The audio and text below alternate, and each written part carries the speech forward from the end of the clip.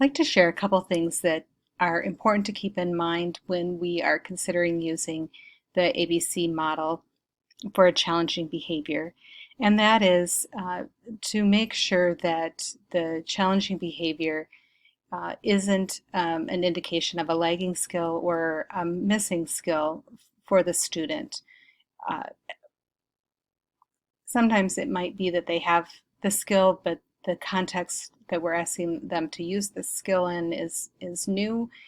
And in those situations, it's best to start with going back and teaching or perhaps reteaching, giving the student uh, extra time to practice a skill and to make sure that there's modeling of that skill. And that often can be something that addresses a behavior issue. The other thing we always want to take into consideration, of course, are any cultural, linguistic, developmental issues that might explain a student's behavior, as well as, especially with subjective behaviors, our own interpretation of a behavior. So keeping those things in mind when we are looking at how to address a behavior.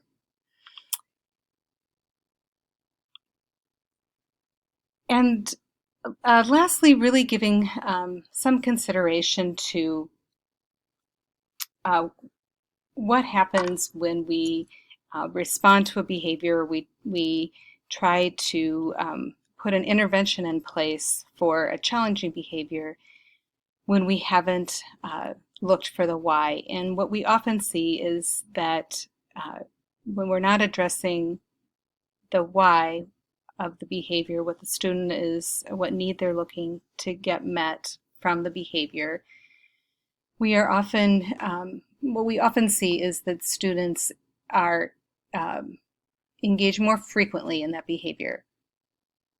And the other possibility, of course, is that they might stop engaging in one challenging behavior, but might try another behavior or another inappropriate way to get that need met.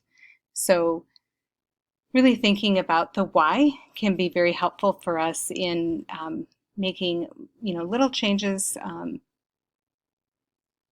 in the classroom, in the environment, um, as well as really support other teams in the building, Tier 2 teams, SAT teams, um, child study teams, mental health teams, other teams that are planning interventions by providing this information on perceived motivation to them. Again, the big idea here is that filling out that section on the ODR form is just our best guess. We don't have to know for sure. We're just looking for what we're seeing at the time, what we know of the student, of the setting, of what's happening right before the behavior and what might be happening after the behavior, to identify trends or patterns and see where we might be able to interrupt them and better support the students' needs and change challenging behaviors in a way that make students more successful and both academically and socially and emotionally and behaviorally. So thank you for spending time with us working on this today.